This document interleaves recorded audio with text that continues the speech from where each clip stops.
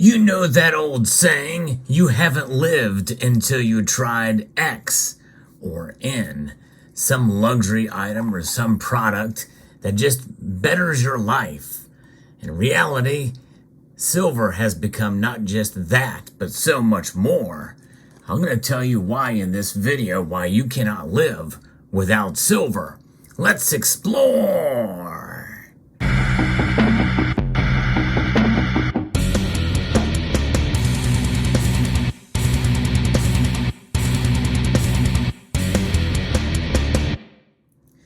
I'm going back into my introductory statement here. Now, what we really cannot survive without is air and food and water.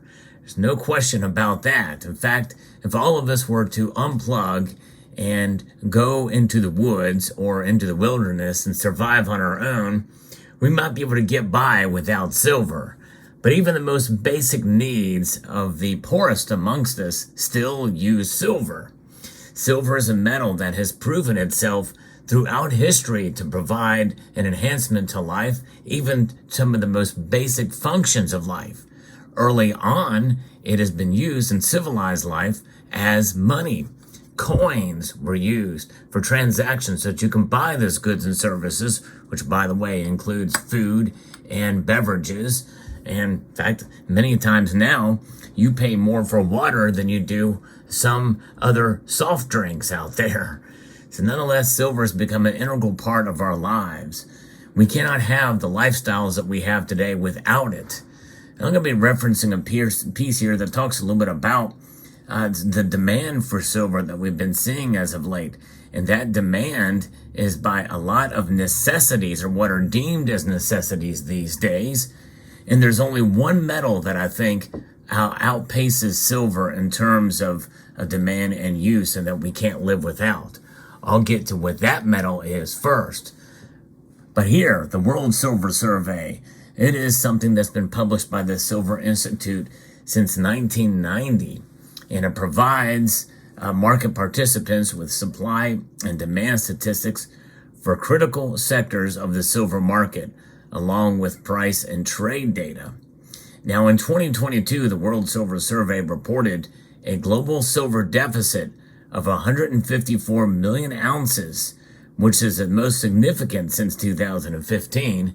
And of course, if we talk about silver's price in 2015 was pretty low, but yet there was a silver deficit.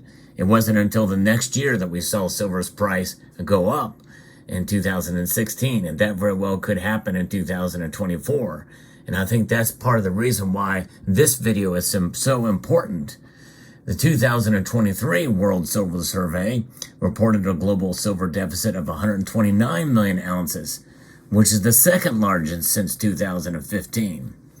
High silver use, which is demand from industrial and, yes, even investment sectors, created this deficit against a backdrop of underinvestment in mining and flatlining production. Most silver is mined as a byproduct of other metals, as you know, which includes copper, zinc, and gold, and lead, meaning silver prices do not necessarily bring out more mine supply. And that is the thing about silver, the nuance that you must understand with silver. Because it's mined as a byproduct, it is a dual-purpose metal, and that means that supply-demand constraints don't necessarily always mean that that's going to drive price one way or the other, at least not immediately. So again, looking back, we had 154 million ounces in deficit in 2022, 129 million ounces in a deficit of 2023. So for the past 2 years, or if you include this year, and they're accounting for about a 283 million ounce deficit.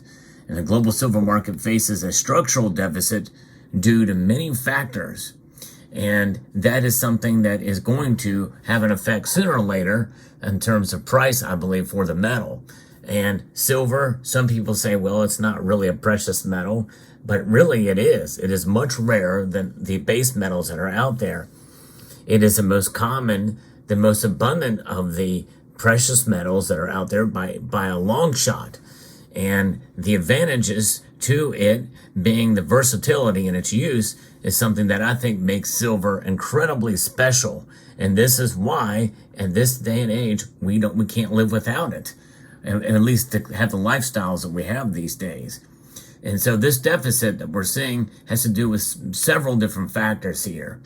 The increasing use of silver in renewable energy technologies, such as solar panels, wind turbines, EVs, and batteries. These are the green initiatives that many nations are taking now from central planners in those nations. Silver is used extensively in various electronic components, mobile phones, computers, and characterizing the growing demand for silver from the electronics sector. In fact, you wouldn't be watching this video if it weren't for silver. And that's just the hard truth that we're living with these days. And I think it's what makes silver so amazing and incredible. But again, keep in mind, there's only one metal that is more in demand in that regard, but its versatility does not match silver. Silver is the most versatile metal out there by a long shot. And that, I think, is something that we should celebrate. And that is the reason why we can't live without it. The sharp increase in applications, social media, cryptocurrencies, streaming services, these combined use enormous volumes of servers and high-end computers for developers. In other words, it is the hardware behind these applications, these software technologies, and these services require silver. It's the best conductor of electricity, leading to its incorporation in countless emerging technologies. The popularity of silver as an investment asset is spiking worldwide. Yeah. Including in BRICS countries as they are fighting the Federal Reserve note dollar hegemony. And that is something we're seeing in India right now. India has led to such a spike in silver demand that it is the one aspect that is the closest to breaking the COMEX and the LBMA. India alone, the biggest. If they were to suddenly stop their import of silver from these institutions, we'd have a hard time as investors matching and meeting that demand that would be taken away. But here is something that I've covered before in a previous video that I think is extra special as to why we should be, bullish on silver, or at least encouraged by silver, even with these falling prices during the summer. Solar panel improvements, that has not been captured by the World Silver Survey. The world is shifting away from fossil fuels towards renewable energy. Solar, wind, and battery technologies require massive amounts of raw materials to be produced, but virtue signaling government leaders haven't figured this out yet. The World Silver Survey, when calculating silver use in solar panels, use outdated specifications. And the new technology that is called TOPCon solar cells. They're a type of PERC solar cell with a textured oxide passivation layer on the front of the cell. This layer helps reflect light back into cell, increasing efficiency. Secondly, HJT solar cells have a heterojunction between the P-type and N-type silicon layers, and that helps to reduce recombination losses with the increases in efficiency. And these are going to require actually more silver per panel. They reported now 80 milligram of silver used per panel versus the HJT panel, which uses 220 milligrams per, and I think they mean cell there, the cells, the solar cells. The panels, the average is about 20 grams per solar panel. And likely that's going to increase and maybe even go up well over an ounce per panel. These specs are written down, but the Silver Institute didn't capture it because they were translated in Chinese. And so you have the military as well using silver. They use silver zinc batteries in nuclear submarines. These batteries provide backup power for submarines' nuclear reactor. The silver zinc batteries are very efficient and can provide power for up to 72 hours. For each sub, a typical battery uses 100 pounds of silver. There are over 150 nuclear submarines around the world, totaling 15,000 pounds of silver. Can you imagine 100 pounds of silver in each battery? You may remember I did a video not long ago, well, actually it has been a while, about how much silver is in a Tomahawk cruise missile. And theorized that maybe 500 pounds of silver there. And it makes sense if this is true.